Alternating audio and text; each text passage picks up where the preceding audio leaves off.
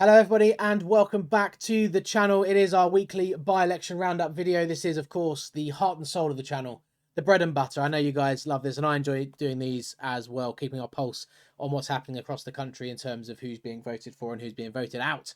We're going to get straight into it just very quickly because I forgot to do this on my last two videos. Some of you may have seen about a week ago I put a post on YouTube and on X, if you follow me over on X, at ElectWatch UK. I made a poll. Now, I know you're laughing. It is very, very tin pot, but I wanted to have a poll that we could look at for the local elections next year. There won't be one officially for a long time because they don't really start doing, the polling companies don't start doing them until they're just around the corner, until the election's just around the corner. So I thought, why don't I just make my own one up? That's pretty much how this YouTube channel started in the first place. I was like, I can't find what I want on YouTube. I'll make a channel myself. So look, it is very tin pot. It is very amateur. I forgot, I was going to plug it on my last two videos. I completely forgot, so I'm doing it now. If you wouldn't mind, and if you'd be interested in seeing, because the idea is if the poll gets enough answers, a widespread enough sample size, then I will use it on the channel at some point. And obviously I will say this is my own poll and it's very, very not reliable probably. But if you'd be interested in seeing that, please do just take 2 minutes. Links in the description. It honestly doesn't take long at all. If you could just go and fill that out and then send it off to friends, families, colleagues, whatever it is, to do as well, and we'll get a nice wide sample source. If we can get enough answers, I will use it in the future. At the moment, it's nowhere near. I couldn't possibly use it at the moment. So that's just that plug for that. If you could, I'd be most appreciative, and we'll see if we get enough, then it will be used in the future. But on to what you're here for, which is the by-election roundup for this week. And look, again, a load of big results, frankly, big results. And no, again, another week with no good news for the two main parties. So let's get straight into it then. Windsheep ward in Canterbury was a Liberal Democrat defence. Look, I said last week when I did the preview for this one, I said if the Greens, we had a lot of news about the Greens in the last couple of weeks about their soaring membership numbers. Obviously, the Find Out Now polling has had them in second place on 2 polls ahead of Labour. And I said they're going to have to start showing up in actual by-elections and proving that this is not all just, news, essentially. Is this actually real? And to be fair to them, they have shown up this week. Obviously, there's another one we're going to get into later, but Windsheep, Canterbury here. So the Greens have gained off of the Liberal Democrats here in Canterbury, but it's actually more of a notional gain off of the Labour Party. We'll go into it. So the Greens have increased their vote share by a very, very impressive 24 points, up to 39.1% of the vote. So a comfortable win of 15% for them. They have beaten the Liberal Democrats, who were in second place. They lost 12 percentage points off of their vote share, down to 24.1. And then it looks like Reform maybe even came in third, 16. Yeah, they did. So Reform came in third. They beat Labour by 4 points. So Labour relegated down to fourth. Now, why did I say it's more of a gain off of the Labour Party? Well, if we go to look at Canterbury, this is the result from Canterbury Windsheep ward in 2023. And I'll zoom in a bit more for you. And look, you can see Labour clearly won this ward with the most votes, and the Liberal Democrats beat the second Labour candidate. Both of them actually beat the second Labour candidate. So look, Liberal Democrats and the Labour Party were not too far away here from each other, but the Labour kind of came top. So because this is for one seat, this by-election, in theory, if you're looking at this, you'd expect Labour to get the most votes because they got the most votes previously, if that kind of makes sense. But as we go over to here, like I say, Labour relegated all the way down into fourth place behind Reform. So look, that's a really, really bad result for them. It's not great for the Liberal Democrats either, mind you. Like we say, 12 points down. I'm sure they would have been hoping to retain this seat. But I think it's just more instructive to talk about. It's kind of Labour that's really been beaten here. And of course, as we've said on the preview video earlier this week in particular, and we're going to keep saying it over again, I'm sure, is that the Greens are going to be a huge thorn in Labour's side, I think, in May.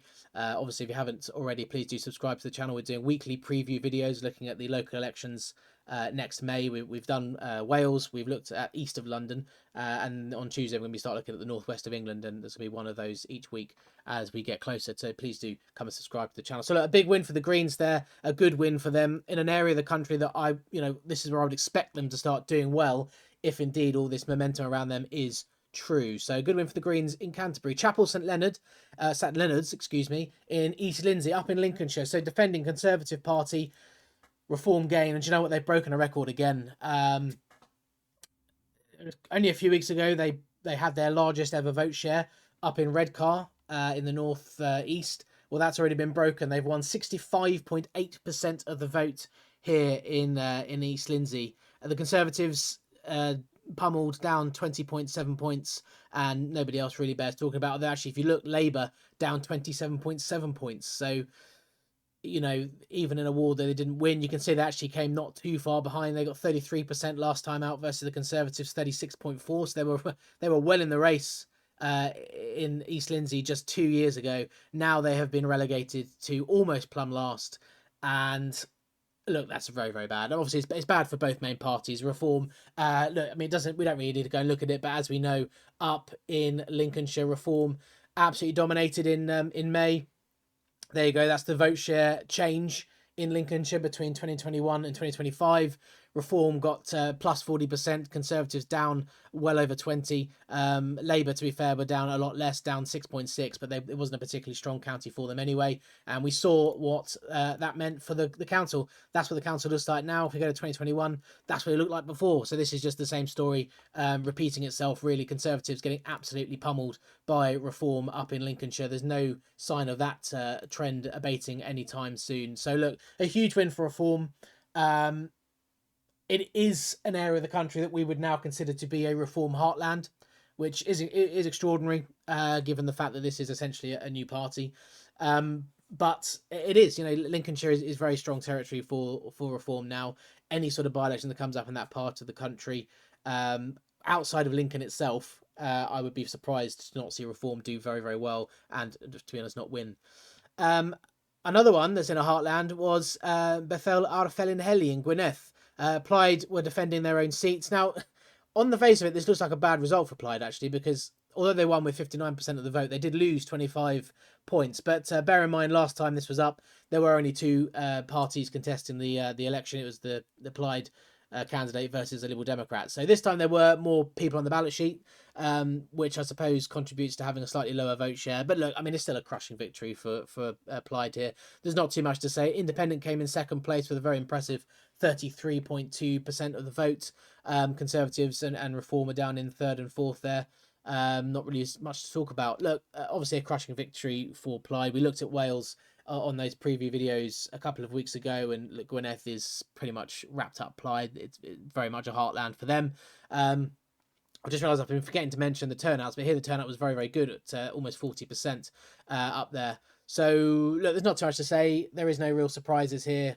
Very good result for Plaid. Wouldn't have expected anything else. So we go on to the next Green victory. So Long Ashton Ward, North Somerset. It was Greens defending and they managed to hold on. But it was an impressive result. They increased their vote share again by an impressive 25 points, up to comfortably over half of the votes for the Green Party here. What's interesting, well, I'll tell you what, Election Maps UK, we're on obviously Election Maps' website, their fantastic website that we use every week. They actually replied to me on Twitter and coloured this in a little bit more. So as you can see here, hopefully you can see that on the screen. So this was, it is a 2-seat ward, obviously only 1 seat being elected for this by-election. And the Greens and the Liberal Democrats had a pact, according to Election Maps here. So look, the Liberal Democrats obviously did stand. They were down 28.8 points, so it's like a collapse in their vote share. But I don't know if that pact is in place. Maybe the Lib Dems didn't even go out and campaign. They just stood a paper candidate, essentially. I don't know what the situation is there. So we'll be cautious how much we read into this here surging Green vote. Now, obviously, it's similar to what they did in Canterbury. So perhaps it is just a genuine Green surge. And that wouldn't be at all surprising. It would be very worrying for the Liberal Democrats, because it would mean that not only the Green Party going to be the thorn in the side of the Labour Party, taking away that sort of Labour Party more middle class voter, but maybe the Liberal Democrats sort of base is those people. Maybe they're starting to look at the Greens, you know, perhaps. But I'm not going to read that into this result, because like I say, with the potential pact or whatever going on, that may explain the reason for that. It was a good turnout again, 32.6%. Well, again, relatively good turnout. Obviously, it's poor, really, but compared to what we're used to seeing in the past for by-elections, not bad turnout at all. And a very, very comfortable majority for the Greens, who are now sitting on a 38-point lead. Look, we mentioned the Conservatives, 17.7%, Reform 15.5%. Obviously, a long, long way behind, not really relevant. But the Reform very, very close to beating the Conservatives into second place in Somerset there as well. So we will move on to the last one, Ridgeway, and again, there's no real surprises here. Vale of Whitehorse Council, Liberal Democrat Defence, Liberal Democrat hold. They did see a reduction in their vote share by 15 points, but I suppose similar to what we said with Plaid, there was only them versus the Conservatives last time, so there was a few more people to choose from on the ballot this time round, which may explain some of that. Still a very impressive score for them. The Conservatives did manage to squeak in second here on 24.4% of the vote. Reform again not far behind on 20% of the vote. So look, I'm not going to say hope for the Conservatives, but at least they're managing to come second in Oxfordshire. We've seen in Surrey, haven't we, in the last few weeks, that quite often they've been relegated to third place behind Reform. Obviously, Surrey, a former Conservative heartland. Oxfordshire very much was a Conservative heartland until the last general election, when the Conservatives got wiped out from that county entirely. It's very much a Liberal Democrat safe area now. Wouldn't, for any stretch of the imagination, be expecting Reform to win in Oxfordshire. But if they do start replacing Conservatives as the second place on these results, that would be very, very interesting as well. And that is it. That is all of the by-elections for this week. So look, the big story really, I suppose, has to be the Greens. Getting two very good wins, or one, I suppose, net one win. They held one. But both times, like I said, increasing their vote share very impressively, with the pinch of salt that we don't know what's gone on in Somerset there with potential arrangements. But look as well, that part of that ward in Somerset is just outside of Bristol, so wouldn't surprise me at all if it is just a very green leaning area, and they've just won over a lot more voters this time round. So that's it for this week. We will go and have a very, very quick look at the next week's by-elections. Right, so upcoming by-elections next week. We've got another stack load of them coming through. Macclesfield Central up in Cheshire East. It's a Labour defence. They're defending 54.2 percentage points of the vote last time. The Greens obviously did quite well here, 22.1. So this may well be another area where the Greens are looking to make gains, and if they can, and that's what the Greens are going to want to do now, because they don't want to have a good week and then nothing. They want to have a run of results that they can point to. That's what happened with Reform. In all fairness to them, they won a host of by-elections in the run-up to May this year, and then they were the clear winners in May itself. So the Greens are going to start doing that, start getting momentum running as we come in towards May next year for the local elections, where I think they can do very, very well. So they may be looking to make a gain off of the Labour Party here. Reform actually did stand here 2 years ago. They got 13.7% of the vote. Now, that's actually not a bad score for Reform in 2023, when they weren't on the radar at all. Farage had retired at the time. They were nowhere in the polls, less than 5%. So that's actually a very good score. So perhaps this is also a gainer for Reform, potentially, because if they did that in 2023, perhaps this is going to go quite heavily towards Reform. So my guess would be Labour are going to lose. It's going to be, is it Greens or Reform? We'll have to wait and see. Obviously, subscribe to the channel and watch next Friday, and we'll find out together. So Stranraer and the Rins up in Dumfries and Galloway. I hope I pronounced all that correctly. I do get some pelters for pronunciation in the comments. So this is interesting. I read the preview on ballotbox.scot. Do go and check that out yourself. That website, very, very informative stuff. So it's an independent who stepped down. He's been he's been a councillor, for 33 years. That is actually older than me. He's retired now after a long career. And this is a ward in, as you can see, or an area of Scotland where the Conservatives do quite well. They got 40.8% of the first preference votes last time out.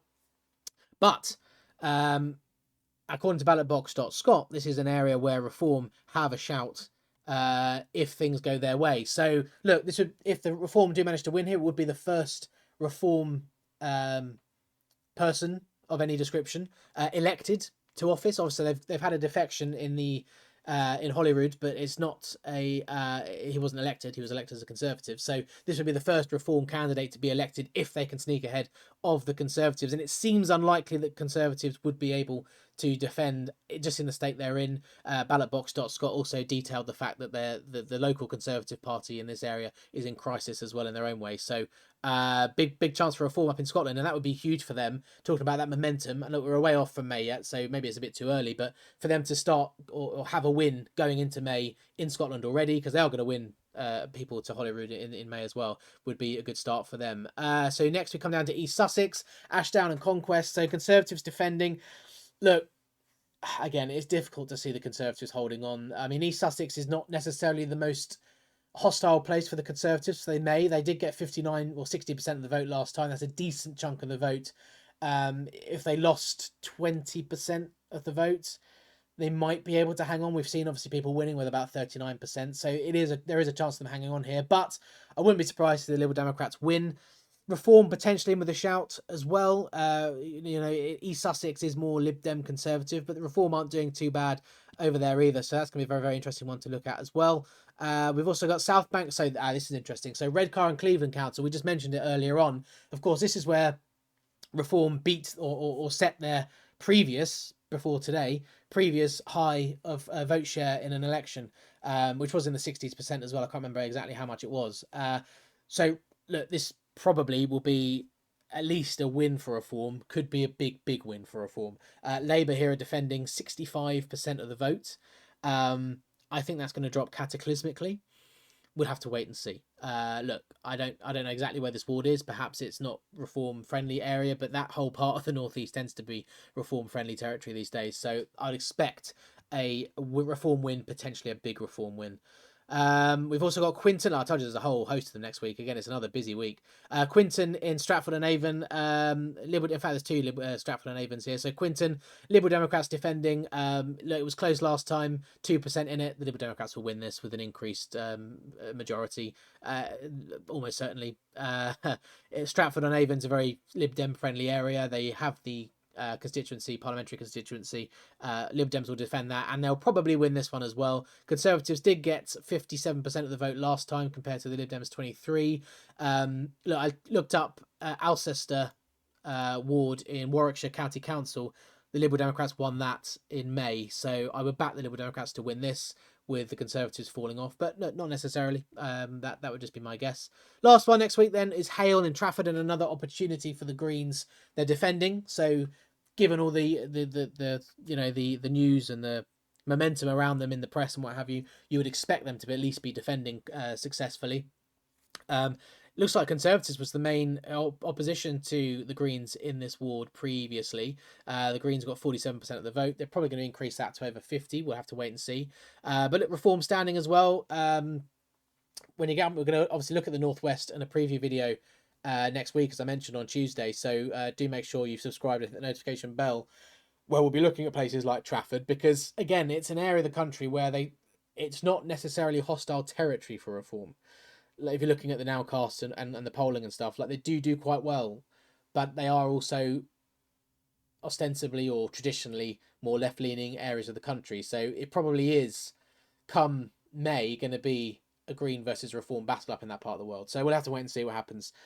And so that is it for the by-elections this week. Obviously a big busy week next week, as you've seen there. So please do make sure that you are subscribed to the channel and with the notification bell selected, and you'll get a notification next week. And of course, before that, we're going to have, as I've mentioned, this preview video looking at what's going to happen up in the northwest of England in the local elections next May, where again Labour have a lot of seats to lose or a lot of seats to defend. Yeah, it's going to not be pretty for them, I think. So yeah, do make sure you're along for that as well on Tuesday. Thank you everybody for watching as always, and I will see you on the next one.